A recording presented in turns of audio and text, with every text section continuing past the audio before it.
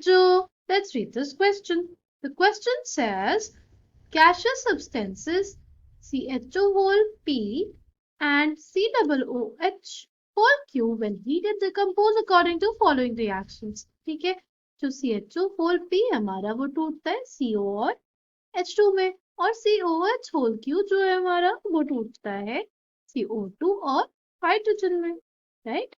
Now, a volume of 10 milliliter of mixture containing CHO whole P and COOH whole Q in 1:4 mole ratio was heated for complete decomposition. ठीक है, the resulting gases when passed through the volume decreased to 9/17 of the volume of the gaseous mixture passed. Okay, the meaning gases on complete combustion showed a contraction of 61 milliliter. ठीक है, now हमसे बोला है the increase in volume of decomposition of original mixture was option A है 20 ml, option B है 46 ml, option C है 92 ml, option D है 61 ml. The key concept for this question is बस जो KOH है ना, ये जो KOH है, it absorb carbon dioxide. It is a absorber for carbon dioxide. ठीक है, तो अभी हम इस पॉइंट को यूज करेंगे अपने क्वेश्चन में. ठीक ना, हमसे क्या बोला है, हमसे ये बोला है जो CHO होल P है वो टूट रहा है किसमें, वो टूट रहा है CO और P/2 H2 में होगा, और ये हमारे पास P आएगा. क्यों? वो देखो रिएक्शन हम लोग को बैलेंस करके चलनी होगी ना, जब हम लोग रिएक्शन बैलेंस करेंगे तो हमारे पास P और P/2 आएगा. ठीक है, एज स्टोइकियोमेट्रिक कोएफिशिएंट. ठीक, और हमसे एक और चीज बोली हुई है कि 1:4 रेशियो में प्रेजेंट है और हमारे पास 10 मिलीलीटर मिक्सचर है. तो अगर हम लोग 1:4 रेशियो निकालेंगे तो वो आएगा कि CHO की जो हमारा वॉल्यूम है CHO होल P का वो हमारे पास 2 ml है. बट अगर इसका 2 ml वॉल्यूम होगा तो इसका कितना वॉल्यूम बना होगा, इसका 2 PML बना होगा, राइट, और इसका PML वॉल्यूम बना होगा, क्योंकि हम लोग इसको कैसे देख सकते हैं, स्टोइकियोमेट्रिक रेशियो से. ठीक, ये इसका 1 मोल अगर टूटा है हीट कर पे तो हमारे पास P मोल्स ऑफ CO और P/2 मोल्स ऑफ हाइड्रोजन बना. वैसे अगर उसका 2 मिलीलीटर यूज हुआ है तो उसका 2 P मिलीलीटर फॉर्म हुआ और P मिलीलीटर हाइड्रोजन का फॉर्म हुआ. ठीक, अगर हम लोग देखें फॉर COH होल Q के लिए तो क्या हो जाएगा, उसके लिए भी हमारे पास Q टाइम्स ऑफ CO2 और Q/2 टाइम्स ऑफ हाइड्रोजन होगा. ठीक है, तो अगर हम लोग देखें हमारा COOH होल Q हमारे पास है 8 मिलीलीटर, तो हमारा CO2 जो होगा कितना हो जाएगा, वो हो जाएगा 8Q मिलीलीटर, और हमारे पास हाइड्रोजन क्या हो जाएगा, hydrogen will be 4Q millilitre. ठीक है, तो अगर अब हमारे क्वेश्चन में बोला है कि जो हमारा KOH है वो अब्सॉर्ब करता है, KOH is a very good absorber for carbon dioxide, यानी वो सिर्फ इसको अब्सॉर्ब करेगा कार्बन डाइऑक्साइड को. हमारा volume of carbon dioxide form कितना था, तो हमारे पास था 8 QML, राइट, 8 QML था. ठीक, उसके बाद हमसे क्या बोला है, वो जो डिक्रीज हुआ है वो हमारे पास हुआ है 9/17 का, तो मतलब 8/17 टाइम्स वो बना होगा टोटल मिक्सचर के 3P प्लस 12Q. ये 3P प्लस 12Q कैसे आया, देखो हमारे पास यहाँ पे क्या है, ये हमारा 2PML है, PML है, टोटल कितना हो गया 3PML. और ये 8 QML है और ये 4 QML है, तो टोटल कितना हो गया 12 QML। ठीक, इसी वजह से हमारे पास क्या आया है, इसी वजह से हमारे पास यहाँ पे 3P+12Q आया है।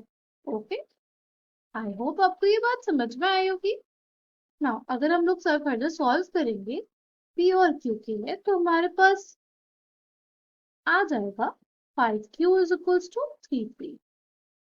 ठीक है, ये आ जाएगा हमारे पास 5Q = 3P। ये हमारे पास इक्वेशन 1 हो जाएगी।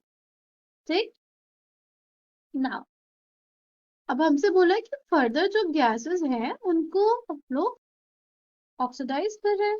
फर्दर हमारे पास क्या बचा है, हाइड्रोजन बचा है, उसको हम लोग ट्रीट किया ऑक्सीजन से, तो हम लोग के पास वाटर बना।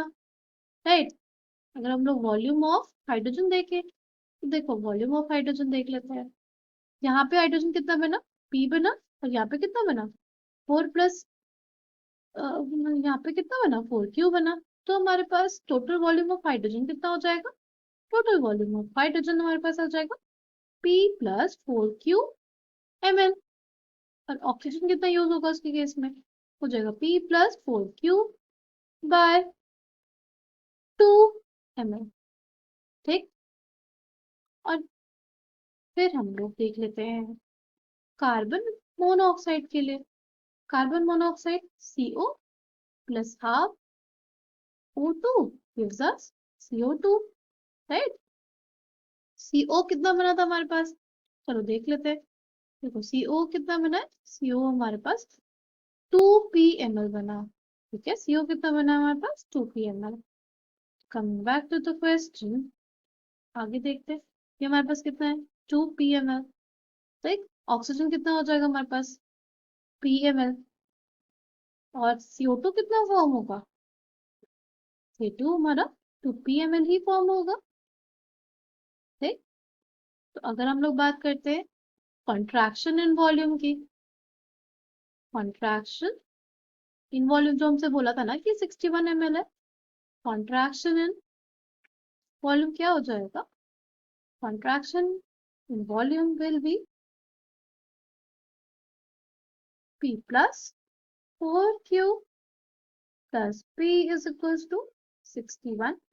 देखो कॉन्स्टेंट वॉल्यूम हम लोग देख कैसे रहे हैं, देखो यहाँ पे 2 PML हमारे पास गैस थी, ये हमारे पास PML गैस थी, और यहाँ पे 2 PML का फॉर्मेशन हुआ, यानी हमारे पास 3 PML टोटल रिएक्टेंट का साइड था हमारे पास। Right, total volume of reactant था हमारे पास, और CO2 हमारे पास कितना था 2 PML था।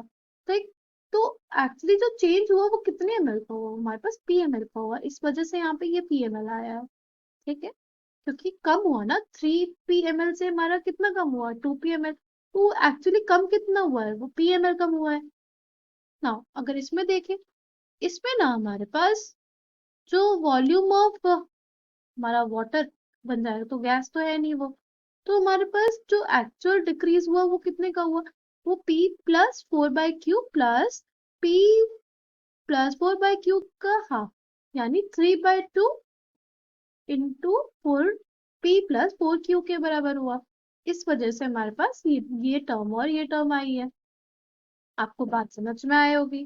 फर्दर जब हम लोग सॉल्व करेंगे, लिखेंगे 5P+12Q = 122।